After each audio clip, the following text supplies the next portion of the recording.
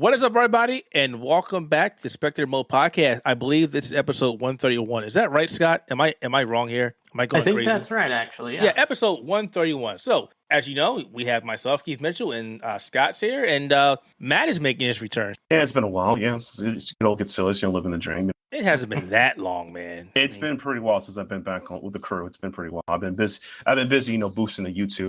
So before we start, I'm going to throw a couple people under the bus. And when I say a couple people, two people that you normally know are on the show. So thanks, guys. We love you, but thanks, guys. I get thrown under the bus enough at work as it is. I don't need you doing it to me here. Starting off with this show, guys. Again, we like having fun and all that fun stuff. So we're going to have a couple of topics that you're going to love this week. And also, before we start, we're going to talk about games that we played. And for this, we're going to go top down from TeamSpeak, since that's where we're recording in. And since, Matt, you are the first person in TeamSpeak, you get to go first. So what have you been playing?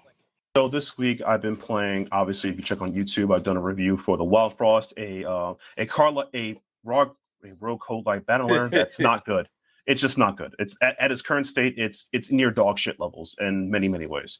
And the developer has done an AMA talking about the balance and has dev blog talking about it. And I'm more like I'm hoping for the best. If not, it is what it is. So I've been playing, but I've done too many hours in that.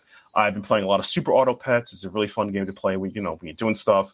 And I've been playing some King of Fighters, King of Fighters 15. Kim Kapon came out. Shingo Yabuki's out. It's really fun. It's probably SNK has been hitting it out the park with their two recent fighters. So it's. And I actually finished playing. If you guys catch my streams, last Tuesday I finished playing Lunark, a retro platformer game, which is very fun. I should have the entire series up on YouTube soon. It's very cool. I probably may do a video about it, talking why I like the game, and probably get you guys to do it, maybe reviewing it. But it's definitely been pretty fun. So that's what I've been playing so far this week. Oh, I've also had a chance to play some Overwatch 2. Oh, dear God. How was that? As long as you'll play competitive, and pretty fun. I think with Lifeweaver, who came out, I think Lifeweaver is a great support utility, but not a good healer. Yeah, and that's all I've been playing so far. Okay. For myself, I honestly can't really tell you because a lot of stuff I've been playing is NDA, and we love following those to the T and embargoes. So you've been playing Hello Kitty Island Adventure 2. Fantastic. I am not going to tell you that I've been playing My Little Pony something. I also have been playing, of course you know this, Wild Hearts. I love this game. I love hunting games, and I'm still really enjoying this game. I'm just trying to learn the balance and playing with different weapons and trying to get speed runs done. So yeah, I'm really enjoying the game. Of course, a couple people here played on the site, and nobody's been playing with me yet. So screw you guys. You haven't given me a key, so that's the only time I play it. I know nothing about the game except that, according to Monster Hunter fans, I'm checking my cue card, is bad. It is good. Screw those people; they're just jealous. Yeah, that's pretty much it. That's it. Scott, what have you been playing? Okay. So two games that I've been playing that I wouldn't say playing. I've played it a bit. I don't usually play. The first one is the EA Sports PGA Tour. I was helping out with one of our guys doing their review for that game. And it's actually pretty decent mechanically wise. It just has some issues with customization and camera angles and all that fun jazz. I'm not the biggest golfer, and I haven't played golf in forever. So not even mini golf, not even putt. Oh, come on, man. Putt golf's fun. Okay, that I play probably more often than actual golf. Yeah, but you're a golfer then. You're ready for it. Get your colorful slacks and your cool visor hat, and you're ready to go. Another game that I've played mainly because it's on PlayStation Plus now is Meet Your Maker, and that game was actually pretty decent. Oh wow, you played. Oh, so you played Time Right? I'm just kidding. No, I'm gonna do it. You make up your own little Indiana Jones type levels of traps and guards, and just make it so they don't get your treasure. Sounds or fun. You do the opposite, where you go into someone else's traps and defeat their guards to get their treasure. Where every character is they only have two suits per se. Very squishy, so if you get hurt in any way, you're basically dead. So you have to be very cautious. So the game is all about building your instances or raids so you can run through them, right? Yeah. And How you can go with other complex or people. simple is that? Because I think that's the only thing that's turning me off about that game. It can be extremely simple or complex based on who makes it. You have to basically continue to do them to gather resources to make more complex traps, or I guess more amounts of traps. There's not a lot of complexity to it right now. I think that with all these new updates they're going to be putting in the DLC, and now that it seems like they actually have a community based on how they're doing now with PlayStation Plus, they're going to be doing a lot more effort. Because I said there's only 2 suits. There's only like 2 variations of like different guns. There's only a few different variations of like weapons you actually have. So it's very bare bones right now, but it is pretty fun for what it is.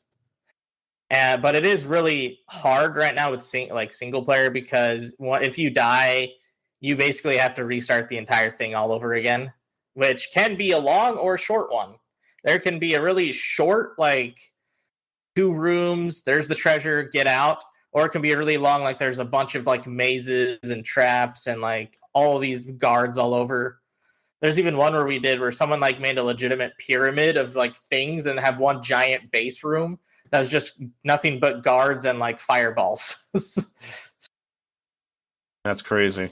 It kind of reminds me of this roguelike called Dungeon Keepers, but that one's like more of a management simulator where you kind of make a dungeon and you try to kill the adventurers coming in. That's a fun concept.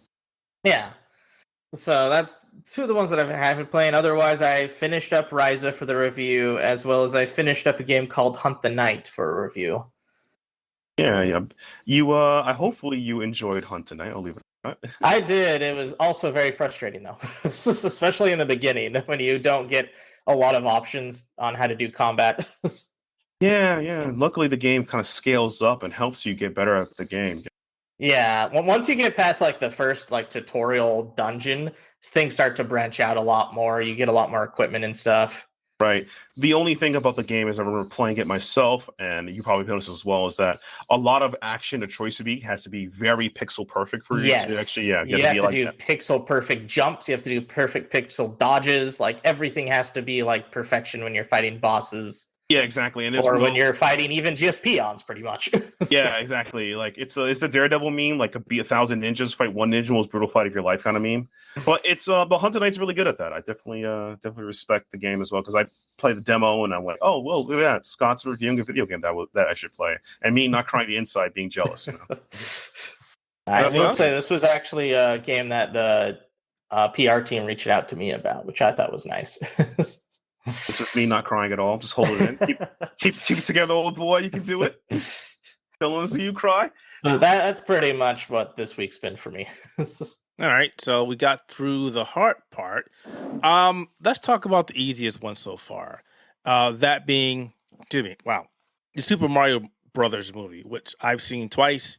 Both of you guys have seen it as well. There's a lot of back and forth between the gaming community and, of course, review critics who think the movie is a steaming pile of crap. To be fair, like there is fair criticism of the movie because of it. Like if you compare it to the like other movies and like that, it's like let's cut a space short.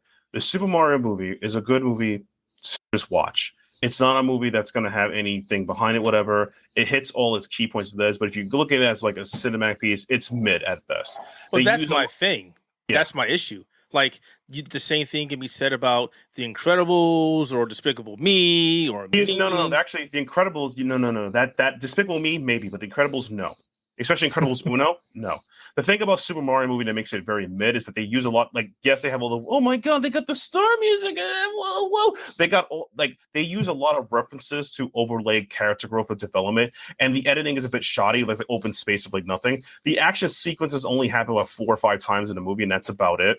Like, the best parts of the movie is essentially, the voice acting, the music, and I guess some of the action scenes. You can say your voice in the movie and some of the animations. That's about it. But everything else, it's the plot. It's not the strong point of the movie, which makes up a movie. Not always true. That is not always true. Come on. I mean, I personally think it's a very engaging movie, but I also think that almost to its own detriment because it's so engaging, because it doesn't really let you have time to like simmer after it does like important beats. Because it just goes straight to the next beat. Exactly. It's like it's zoomers. Like keep it up. That's kind of what it is. But it's like, But it is a really fun time to watch. And like I said, it's a fun run. Like it's okay. Like it doesn't have to be art 2 or art, but that's about it. But if you want to be super honest, yeah, it's kind of mid. That's fine. But we've had that's my beef. I mean, a lot of people are downing, saying it's not a masterpiece or Shakespeare, and it's like, but that's fine. Movies aren't always meant to be serious. There are movies out there that are meant to be turn your brain off, eat some popcorn, watch it, and have a good time. So for them to go back and say every movie must have applied in this and that, like, well, what is the point of a movie?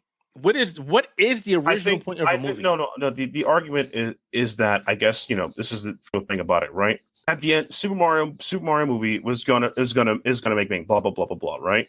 And one of the major critiques is that, which is in bad faith, and I don't believe it. It's like, oh yeah, all animation movies should be taken seriously, and then when you rate it, it's like, oh no, not this one, right?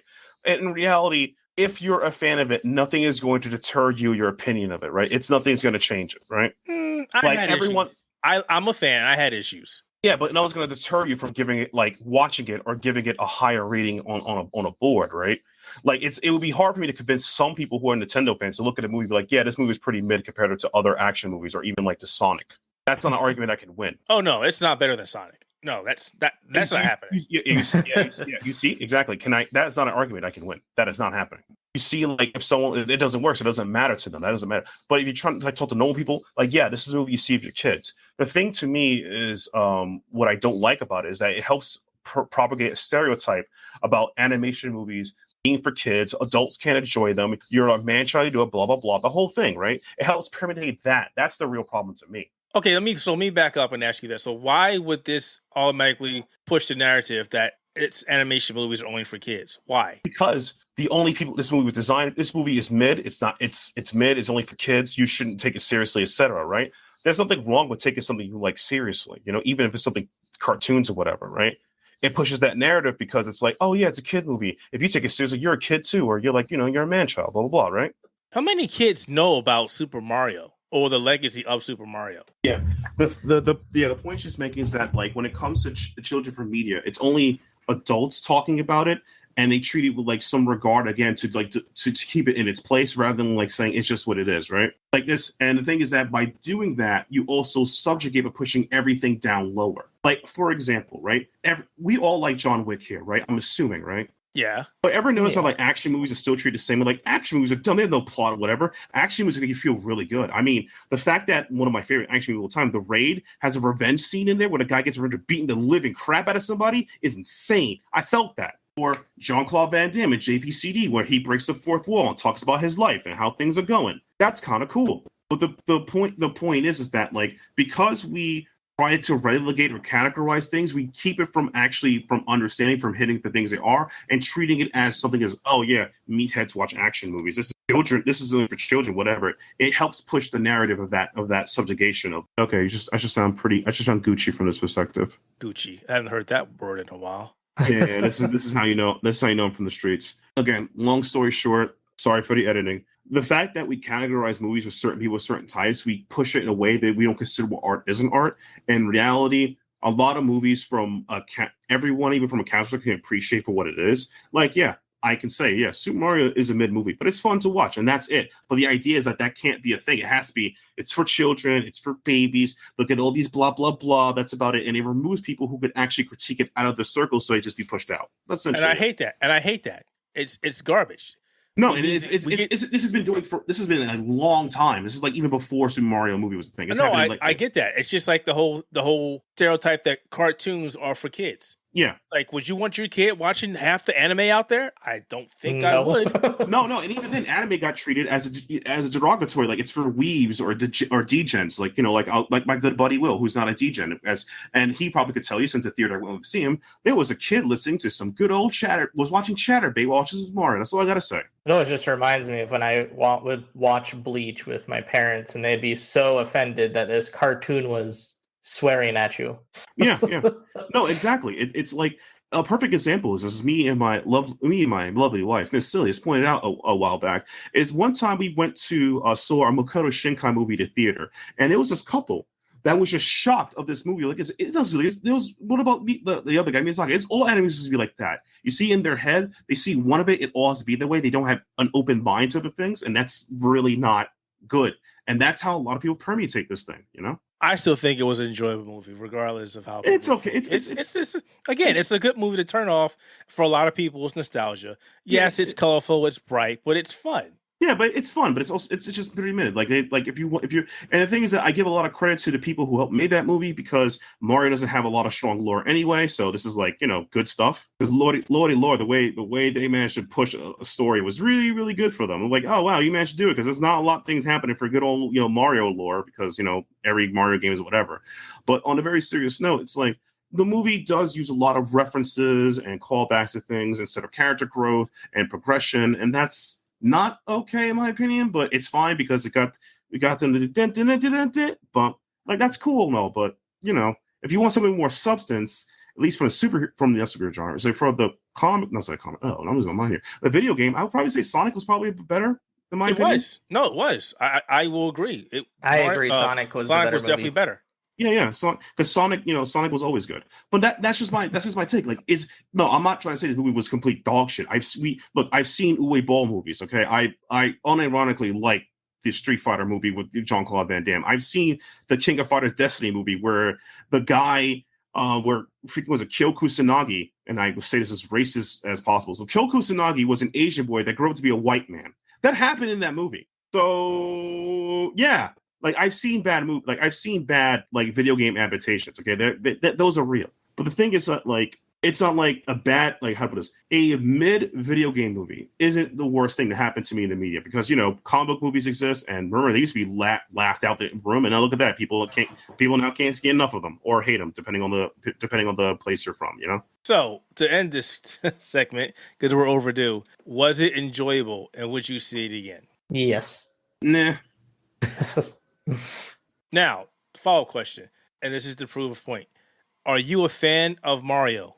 Yeah. Yes. But you've already told me that you like Sonic more than Mario. I enjoy Sonic as a better movie. You see, I can keep that objective. Like, yeah, I like Mario. Mario's cool. Dun, dun, dun, dun, dun, dun, bum, bum, bum. I have an Italian accent. I'm doing the thing now. So, yeah, it's a good movie. But I prefer Sonic. I think Sonic is a better movie. I prefer that one because, you know, yeah, it's Sonic. Now, in the last follow-up, do you think this movie is bad? Mid. No. Wait, let me finish. Do you think this is bad for generating as much hype as it's doing, and as a video game adaptation? No, it's like I said, just mid. It's not anything groundbreaking. It just took the standard action adventure formula and threw Mario Paint on it. That's what it did. No. But what I'm asking you, is it a good gaming adaptation? I mean, Mario doesn't have lore, so it's okay. You're asking me, yo, is this ketchup red? It's ketchup.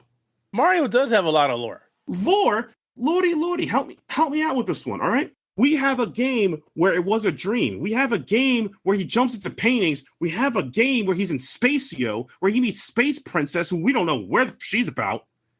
We have a game where he's in Brooklyn eating pizza. His brother was running a scam. Actually scamming, you know, a freaking mansion to get money by killing ghosts. It's all over the place. It's just like it exists, and that's it. How much lore do you want? Do you read the comics? Oh, we're getting off topic here. I'm not.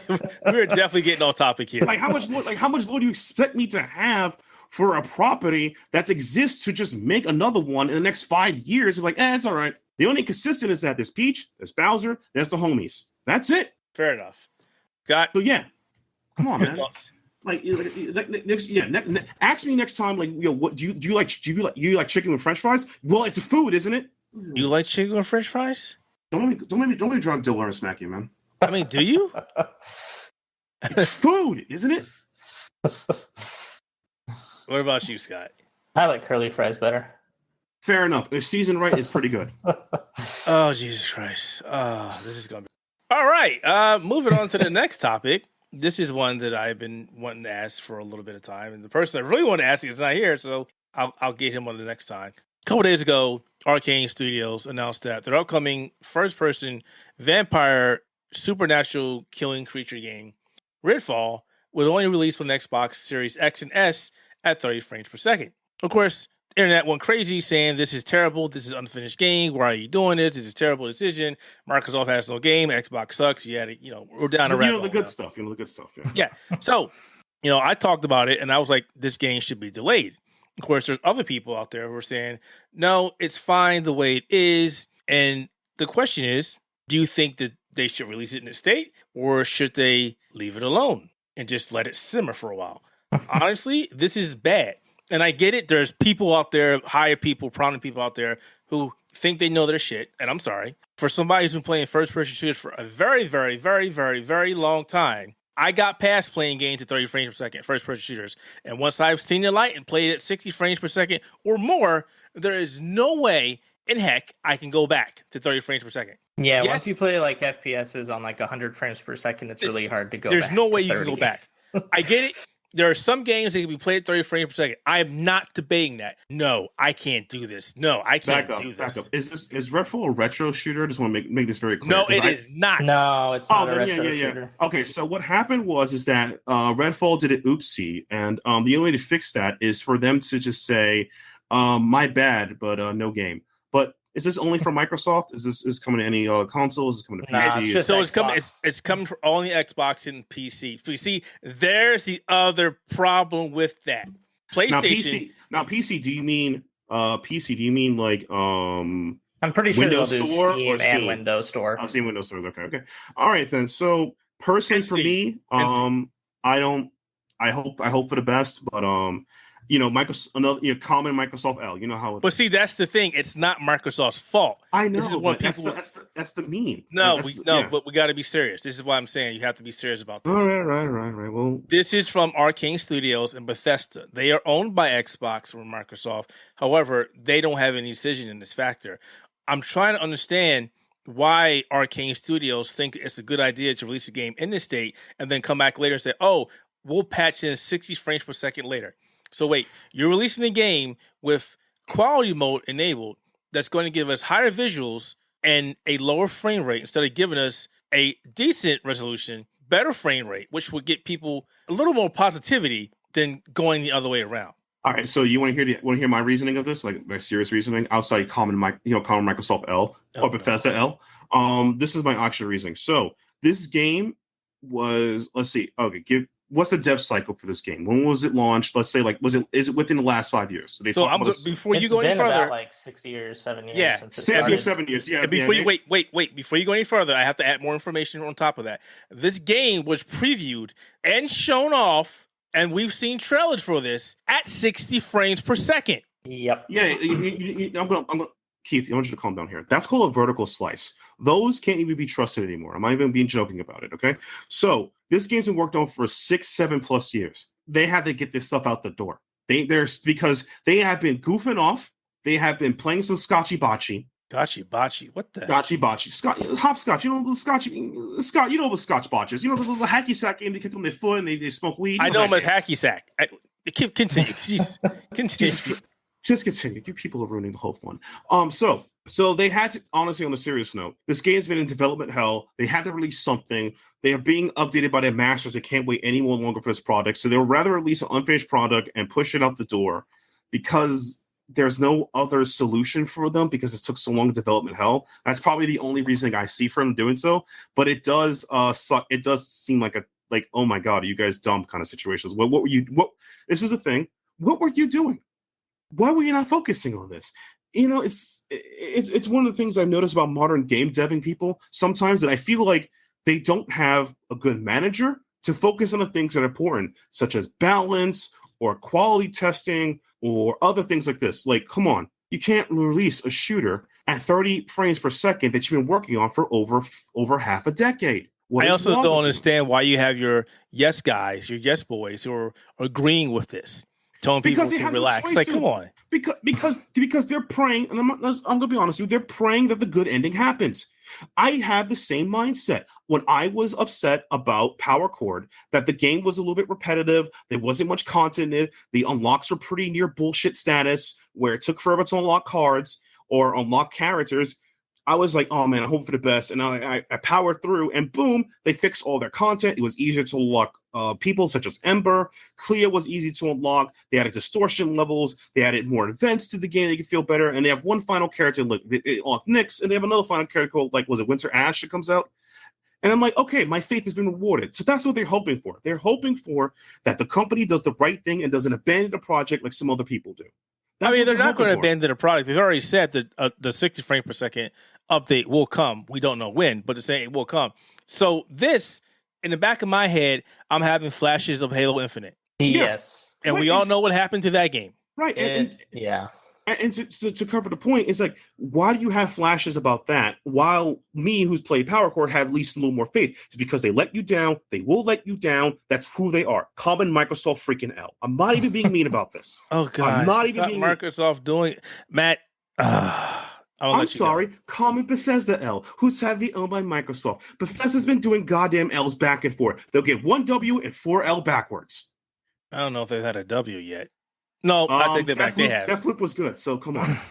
Deathloop was good. I said I stopped. Also, the recent game, the Ghostwire. Yeah, that was good. Ghostwire. Yeah, that's so exactly. They'll do a W's and then L their way through the year. That's kind of what they are. And I know you can't say, but yeah. Going back to more serious points on top of that, I have a problem with that because one, they should come out with more transparency, or at least come in front of this and say, guys, I know you're disappointed. We understand, but these are the reasons why this is happening. If it's an investor thing, if people are saying we want a return of our investment, I can understand that, but I also don't like it. We had issues with that with Cyberpunk, and we saw where that went.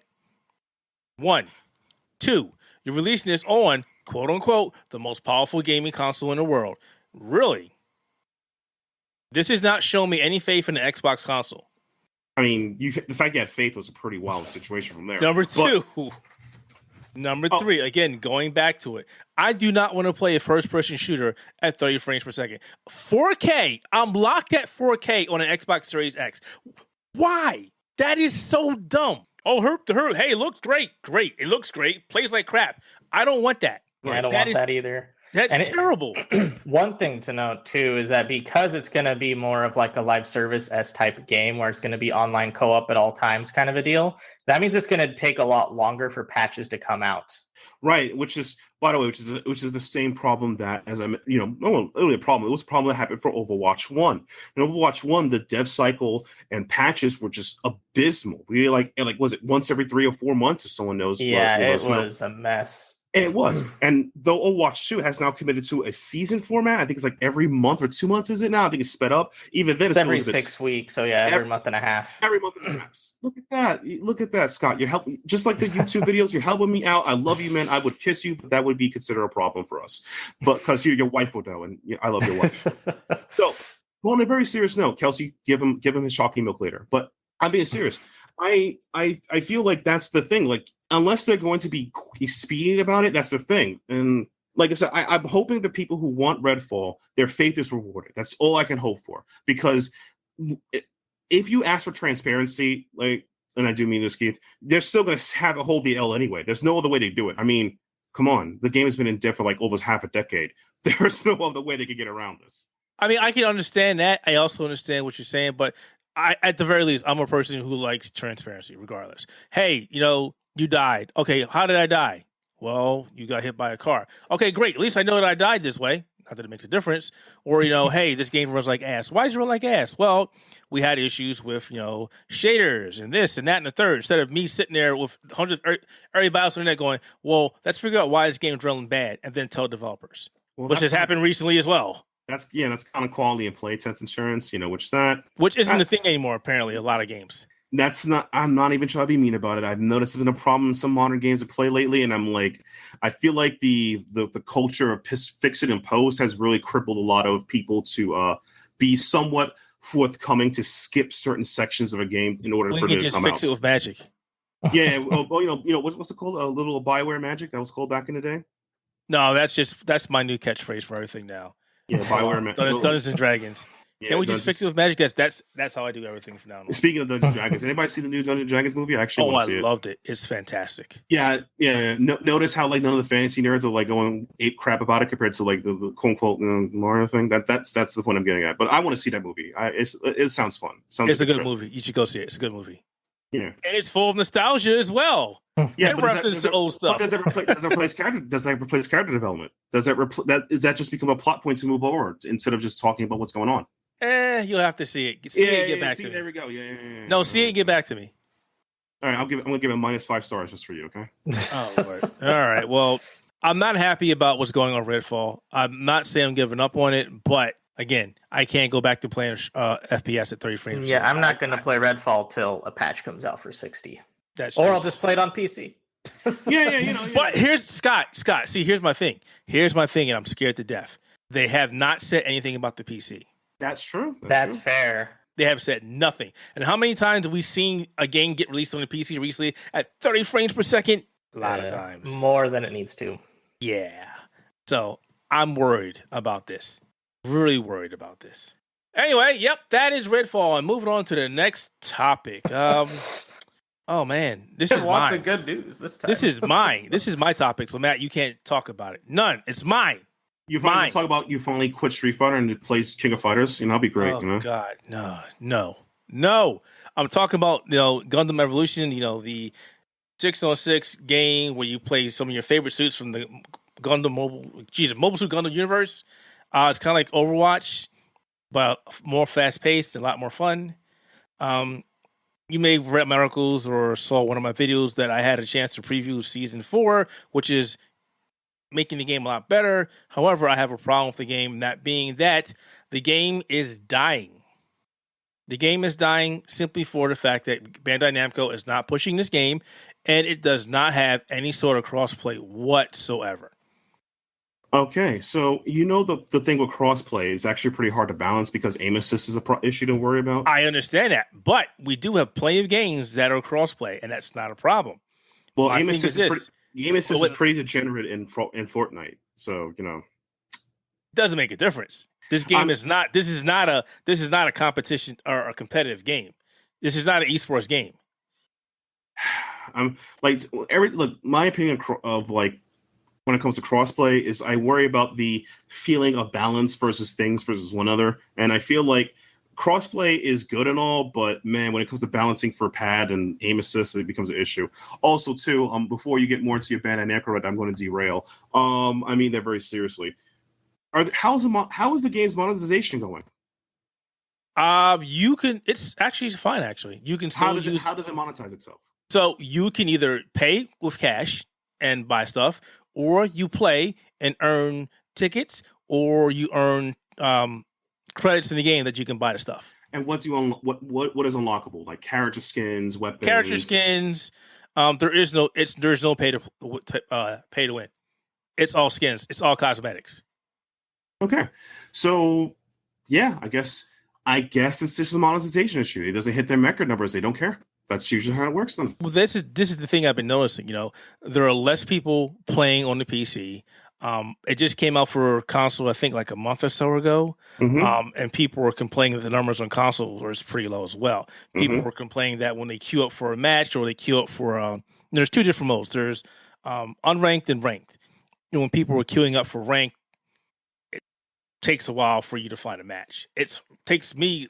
Last time I checked for ranked on PC, it took me half an hour to find a game. That sounds like this thing. That's a dead call. Yeah, that sounds like a dead game. That happened. Okay, so when I used to play Overwatch 1 on a higher level, once you hit past Masters, it does feel like you're waiting 30+ minutes to get a game. It's pretty up there. Yeah. And another problem with that is something that you hit it on is there's a battle pass in the game, which there's a free one and there's a paid one. Regardless, once you finish that, once a lot of people finish that and gotten everything out of that, they stop playing. Yeah. Because there's no incentive. Okay, I'm gold. I'm diamond. I think the highest in the game is diamond. That's it. People like to stop playing because they don't want to lose their rank. Right, exactly. And to be fair, it's like there isn't much content after you kind of do that. This is like one of the poor design spaces that happens for free pass or freemium games or games of this nature, in general, we want to call it. It's like, that's it. The moment people grind out, hit the thing, no one's gonna play anymore, as well as like there's not much content to do so, and monetization for these type of games run limited on purpose. I mean, there's a reason why like the mobile game market's like flipped. I mean, right now the hot game is what Nikke, Nikke. That's the hot game right now. Like 3 months later, you may never hear about it ever again. And then going even further, I've been doing some research on this, and if you go to Twitch and you look at how many people stream this game and the amount of viewers, the numbers are abysmal. Yeah, they're terrible. It's not going well for this game, and it's a shame because it's a fun game. Not because I'm a Gundam fan, but it has a lot of cool mechanics. The recent game mode came out, Headquarters. It's a lot of fun. It's actually balanced pretty well. Full of choke points. It's got a nice area for battles if you like team deathmatch kind of thing. They did their work. It's just right. It's just like finding people to play. Yeah, exactly. And from Bandai Namco perspective, they're like, it's like, well, this project ain't doing it. That's about it. Like, and that's the thing. Like, how much longer are they going to let this sit there? I get what you're saying, and I understand that crossplay takes a while, and there's balancing, and there's worrying about pad and auto aim. I understand that completely, but there's got to be a point where you're going, hey, look, and it's also the fact that it's a free-to-play game, so there's also that. Yeah, the incentive, that's right. Like I said, the profit incentive just probably isn't there for them to continue this. And that's kind of the thing that kills a lot of games in this space that way. Like, look how many battle royales in the last 2 to 3 years that just kind of fell into the crapper because, well, not enough money. See you later. Yeah, it's just Rumble, a shame. Yeah, Rumble versus died recently, didn't it? A couple months ago. But I can't defend anymore. I mean, I was talking to people saying, give them time, they'll get it working. But when you're sitting there on the PC, like, I need some people. Well, that's the thing right there. That is the thing right there. North America, at least from my perspective, North America ranked servers are dead. Unranked servers are right up there. Yeah. Can't play with anybody but PC, or PlayStation can only play with PlayStation. Xbox can only play with Xbox. The pool is one, fragmented. Two, people don't give a crap to play anymore. I would do the same thing. If I'm sitting in the queue for an hour, well, I'm done. I'm literally done. Right. More thing, right? Even if they do that from a business standpoint, or at least I've seen this happen in MMOs, when they combine the whole share server thing, the game is at its kiss of death point. You're just accelerating it faster, I guess. Like, at least from this perspective, I just feel like there isn't much more this game can kind of offer in the space that it's in. I feel like it just hit the wall. Like, unless some big main content or something like just boost it up, this game is gonna be like, you gotta just like gritty your teeth, hoping something happens. Not even that. Like, not even what you just said. Nothing's going to help it at this point. Literally, nothing's going to help it. And I don't see them putting in the money to put in crossplay, which is a shame because, again, as I mentioned, it's a free-to-play game. Yeah. Like, they got what they wanted out of it. Like, the project's complete. See you guys next week. And it's like, I'm like, oh, that's it. I'm actually trying to find the numbers for the last. Trying to remember where I see that at. Right, and this seems to be a recurring thing that seems to happen with the freemium model space, and it feels like these projects were never intended or meant to be supported, because at the end of the day, it's just we put low production, low cost into it, and if it goes out, it goes out. If it does well, whatever. And that type of mentality when it comes to making games like this and some of our mobile games is really disheartening, because there's an audience that latch to these things, and you don't support them. It creates more, I may say, more gaming skeptics. People who are skeptical about picking up things. Yeah, it's just highly frustrated about this. Well, you can always you can always just join me in playing. What's this game I'm playing right now? Join me in playing King of Fighters. Just kidding. I still have Wild Hearts. I'm good. Yeah, Wild Heart's still fine. I need to try that. If someone gets me a copy, I'll give it a try. I heard the controls are smoother than Monster Hunter controls, and that's something I want to see. They are. Well, I've heard, but I can't really test and have copies. And there's crossplay in it. Right, good old crossplay. I'll give you a copy. Right, we'll give you a copy. Could you also pay my rent? I need that. Apparently, my land is money in order for me to live here. It's such a strange investment. I've never seen that. Dude, I before. gave you money like weeks ago. What did you do with it? Have you heard this thing called Tokino Sora? I was thinking you were going to call it Mega Man Battle Network. Yeah. No, first comes God, then comes Mega Man. It's a fair, Scott. You would know it's a fair. Wow, alignment. you sound like another person I know. Holy crap! Yeah, no, Josh, I love Mega Man. I'm not okay. Josh, I give a lot of respect to. He got the digital Steam version, which I got as well. He got the physical Switch version. I'll probably have to ask him if it performs well. And then he bought the Japanese version so he can get this signature. I believe they give a figure with it. But yeah, he's that guy. I respect that. I got another. Yeah, I love Josh, but he needs help with those Mega Mans. Holy crap! No, it doesn't. It gives him purpose. I like that. Guys with purpose, I respect that. I mean, that wait. Well, when I say the same thing about Dark Souls, you give me shit. What is that Dark about? Souls trash. See, here we go. See. Dark Souls is trash. All you play is Dark Souls. You don't play the good stuff. You don't play King of Fighters. You don't play Devil May Cry. You don't play anime games. Dude, I played Devil May Cry. I'm the one who played Devil May Cry 5 before everybody. You never played it. I've heard you disrespect the game. Like you told me on the phone, says I fucking hate this game. I hate you, Matt. And I was so disgusted when everyone said that. Luckily, this is now on the podcast. They can know it. But in all seriousness, I give you shit about Dark Souls because I'm not a big fan of From Software games, and I think their games aren't as good as when you play it. Oh my god, Armored Core is coming, baby. Come on. Armored Core is going to be Souls games, in my opinion, aren't that good. It's not my cup of tea, whatever. But I know Armored Core is going to be. You like Remnant from the Ashes? Because you had a gun. Oh, here we go. Give me a gun and it's good. Yeah. Look, Dante has a gun. Poggers.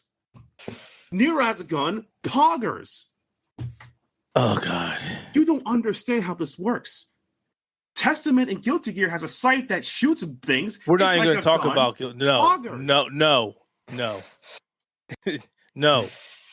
We're not going that direction. We got to stay on the path. Yeah, we got to see the path. Yeah, but you get what I'm saying. It's God damn it. My Gundam is dead. I feel so sad. God. No. I feel like it was a quick game that came out like a sort of summer. It has a popularity, and sometimes things don't keep the steam. I just feel like that seems to be the case in a lot of modern freemium games. It's like the moment disinterest or dip in numbers, they dip themselves, and it's not a good feeling. It's not good. Yeah, I got a feeling that probably give it a couple months. Bandai Namco's going to go. Yeah, it's probably not going to last too much longer. Yep, this game is dead. Thanks for everything. Yeah. And by the way, on a very serious note, though, this is actually what I call Blue too. There's going to be some fans who are going to get the game and use some high sea sailing techniques and buccaneering to private the games, keep it for themselves. That's been a thing for a lot of keeping games alive. We'll have to wait and see. Yeah, we'll see.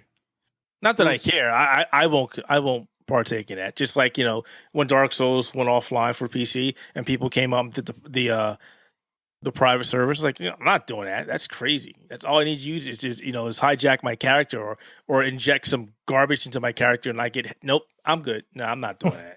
That's Dark Souls though, right? It's fun. That's the fun you want. No, that's people being asses. Come on now. Oh, okay. So it's now being asses, but all right. Man, they did that crap. They did that crap on Phantasy Star 2 servers.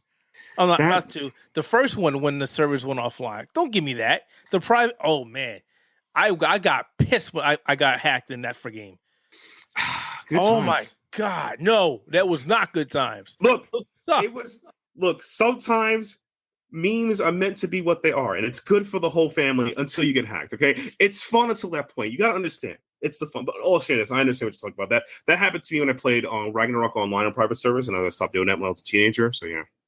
All right, I'm done bitching about Gundam. Hooray! But now you get to bitch about Outbound Ghost. Not really. It's more of a concern. Well, it's hard to bitch about. So, Outbound Ghost, as you may see in our video on YouTube, please check it out. We talk about the drama between Outbound Ghost and their parent developer, the parent publisher, Girardi, and it has been, Scott, let's put it nicely, freaking nasty. It has been, pretty nasty. It's been pretty nasty. With accusations from quality of game control to releasing the game on other platforms and to straight up when it comes to financial not being paid for amounts, it is nutty. And that's putting it mildly. Now, Conrad has made another video that hopefully that Scott and I will go in more detail about. But as we've seen the video and even looked at the the document that he displays in the description below, it feels like it's kind of an iteration of what he said before. and nothing new is kind of added to it. But at the same time, I'm scratching in my head is, what's this? Where do we go from here? Like, because Girardi hasn't made a statement about this, which he probably won't, because if it is going to court, you have to keep silent about this kind of stuff. Yeah. And Conrad has openly made a Kickstarter and funded their secondary game, which I'm hoping, everything goes well. I wish the best for him and his team and everything good there. But it does feel really, really, really like a song and dance that I kind of want a conclusion for.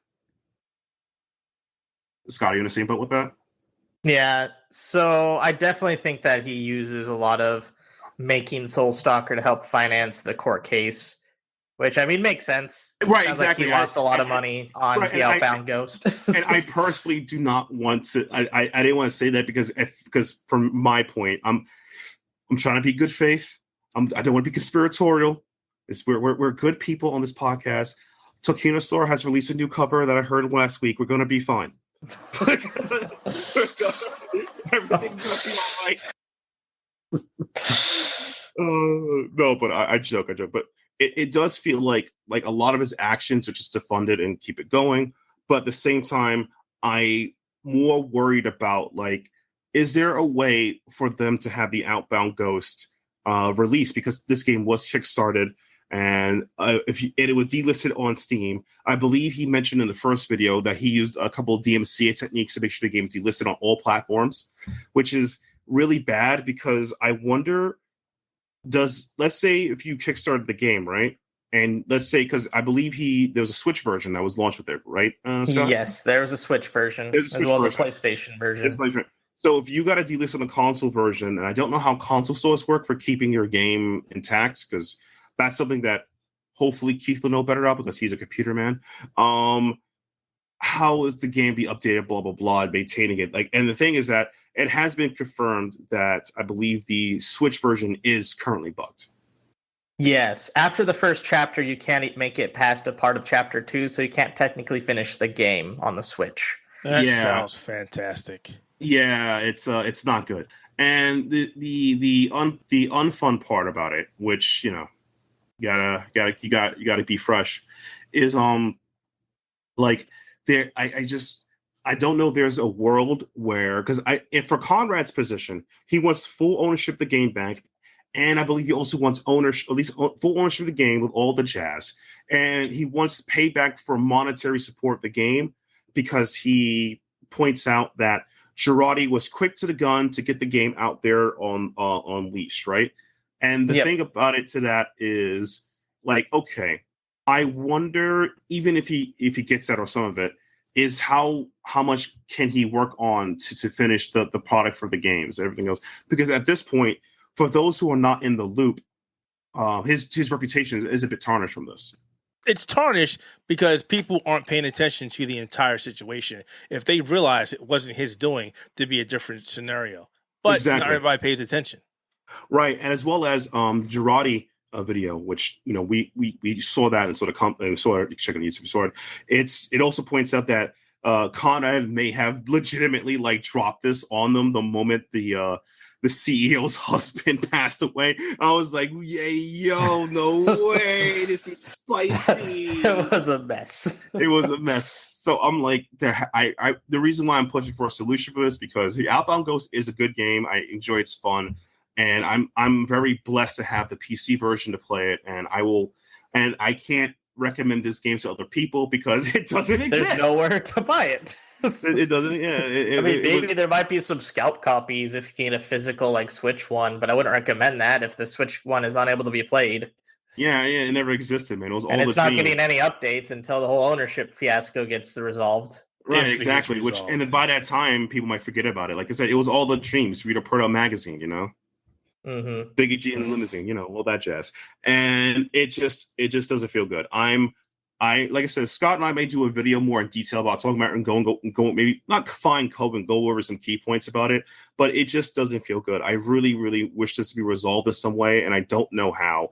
And Scott does have a point that, as he pointed out, that the Soulstalker game might exist in a space so he can fund his legal issues. And I'm like, that would suck because and let's say the game sells, then he has to make another game because court cases last a long time. This is a lot of money.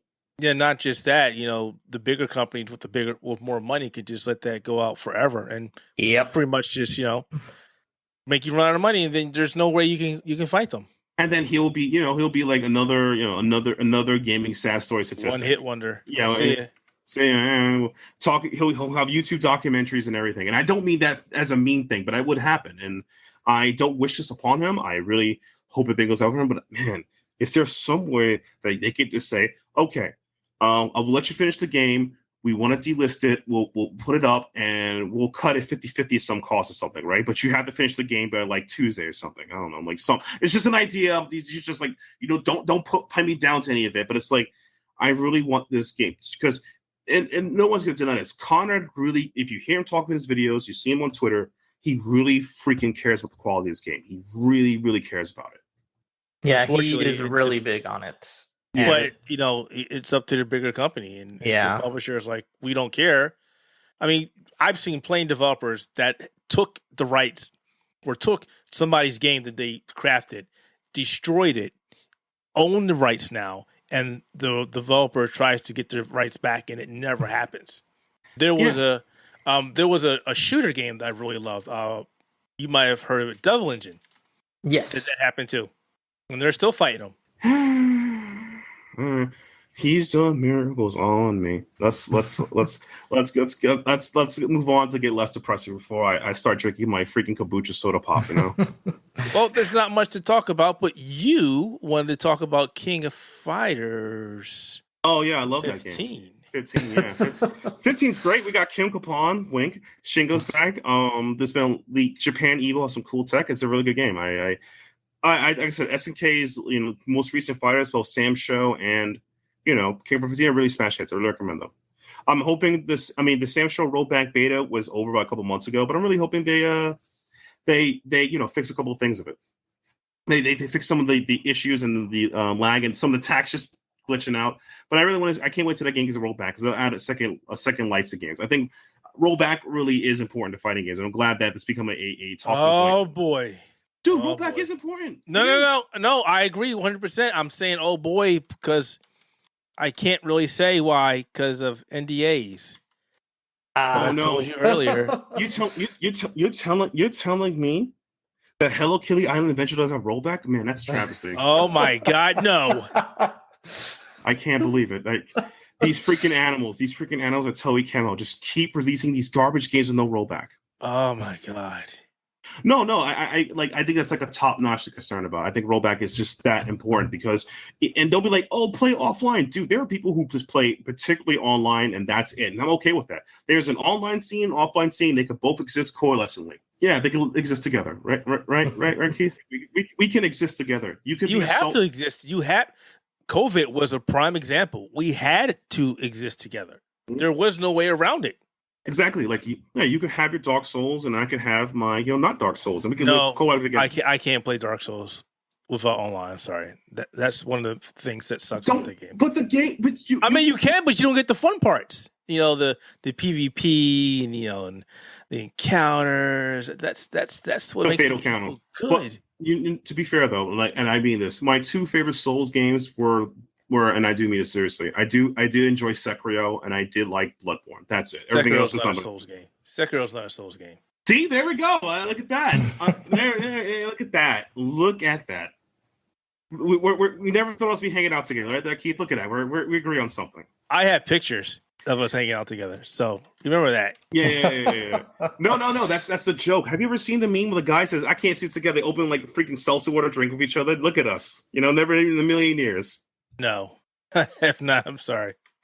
This is how I know that, guys, that Keith is not online and I'm just living in the sauce online memes and he's not. It just makes me sad. I don't know what's happening to this family. You're in the Matrix, buddy. In the Matrix? Everyone's in the Matrix. I'm in the Matrix. Your grandma's in the Matrix. I don't even know what the Matrix is anymore, man. I've given up. That's the whole point of the Matrix. No one knows what it is. You just don't know. Oh man, that's pretty much it. But no, but in all seriousness though, I definitely recommend. King of Fighters 15 is in a good spot. It's a fun game, has a lot of content. It has like so many music soundtracks from like all the other games, and I can't highly recommend it enough. I think it's one of the best fighters in the market right now. I agree with that. I enjoyed it when I played it. Yeah, you can still keep playing it. I know that. Yeah. I know that. Yeah, you can do that and enjoy it, and and hopefully donate to the Tohina Sora church fund. We're looking to build a church in her name in order so she can spread her gospel goodness to us all, and to win the Minecraft war. And with the Minecraft war, of course. I mean, those heathens from Usoda Kokoro's camp must be destroyed. I mean, how could they attack our god? I have no idea what he's talking about. Yeah, no idea. No. For those, it's just a hollow life joke. This is again. I'm in the VTuber sauce. I love VTuber. I love it's a thing. That's why I see Keith. I respect you. You're so pure. Nothing's gonna take away anything from you. You still got your what's that game you play? Still got your. Still got my. I'm trying to read F-Zero. You used to play F-Zero? I used to once upon a time ago. Oh, okay. No, how about you still got your Wild Heart? Yeah, you still got your Wild Heart. That's good for you. Yeah, that's it's not good for my controllers. But oh God, is it that intense? Is it that intense when for like some fights are just like you're playing a fighting game and you're just constantly getting punched in the face. Oh my! It's like, oh my God, seriously, I dodged that mother punch. I dodged that throw. What the? Did you swear on your moms you took that throw? That's usually how it works. You gotta swear on your moms you took that throw. There are some creatures in that game that just test you so much. Oh man, but it's fun. Yeah, like I said, I'll someday I'll probably want to give it a try and look to it because again, I do mean this. I've heard that the controls play a little more smoother than Monster Hunter, and my only complaint about Monster Hunter is outside. If you're not Monster Hunter is one of those games that if you're not in on it early, you get it late, it's over. It was early adopter type games, and the controls of Monster Hunter has always been kind of difficult for me to understand. I don't know why have they not a little more modern. And I heard Wild Heart does the controls a bit better, and that's something I'm going to look into. If that's true. Controls feel a lot more smoother. Monster Hunter controls are clunky. They always have been clunky. Yeah, I think that's by design. Yeah, Wild Heart's a lot more smoother. The things you can do in that game are a lot more wider. A good example is Monster Hunter. You have to make traps to catch creatures. Right. There's none of that crap in Wild Hearts. To be fair, in Monster Hunter, I played the Vita version doing that. That is kind of part of the hunt. That does feel a bit fun, a little bit like you're setting up traps. It makes you feel a little more like it isn't run and punch the thing. It's more like you can set up traps, but you don't need to do all that nonsense. There's a mechanic in the game called Kurokuru where you just mine an element, or what do we call that? What was it? I don't thread. remember what you it mine was. threads. Thread. Yeah. And you can use that to make traps, bombs, hand gliders. My favorite thing is the Beyblades. Yeah, the Beyblades. Yeah, those are so good now. Just toss them at a monster, and certain monsters just get so confused. Have you seen where they get so many tossed at them that they ride on top of the blade and get messed up? It's like, wow, that's pretty funny. Yeah, it's a lot of fun. Developers have a lot of interesting ideas of how to implement things. They're doing a good job. I really think if everything that they're doing right now, Capcom has to be taking notice of what they're doing. I really think. Oh yeah, they're probably going to. Holy crap! Yeah. Get ready for the clone one in the future. And they put crossplay in it. Yes, they did. Look at that! Look at that! And it works great. It works great. No issues. Yeah. Sounds. They got DLC planning, or this is just like just jumping free content. Free DLC. They've been dropping it nonstop. Yes. That sounds amazing. They got another one coming out next week. That sounds fun. I think that's the best way you could probably end the beautiful podcast right here. We're all on good notes. We talk about a game we enjoyed. There's no more sad BS from Outbound Ghost, Bandai Namco, Redfall. None of that stuff. We're happy gamers, I used to call it Gundam Goddamn. See, that is the affluence of my accent kick again, and I really apologize for that. I can't hide my accent all day, But yeah, look at that. We can appreciate some good gaming. All right, with that, I guess we'll call the end of this week's Spectator Mode Podcast. Thanks for stopping by. As always, you can check out the podcast on Buzzsprout, Apple Podcasts, Amazon Podcasts, Google Podcasts, and wherever else you can find great podcasts. Do us a big favor on Apple iTunes or Apple Podcasts. Please leave a review. It helps us out, and we would love you to do it. Also, check us out over at outerhaven.net, where we have a lot of great gaming information and geek culture stuff. Just go there. You'll love it. Trust me. And, of course, our YouTube channel where Scott and Matt and myself have been pumping out some stuff. And I think you'll really like what's up there as well. That is it. So thanks for checking out this episode. This one is a little more chaotic, but hey, that's how we roll. We'll see you next time. Yeah, goodbye, everybody.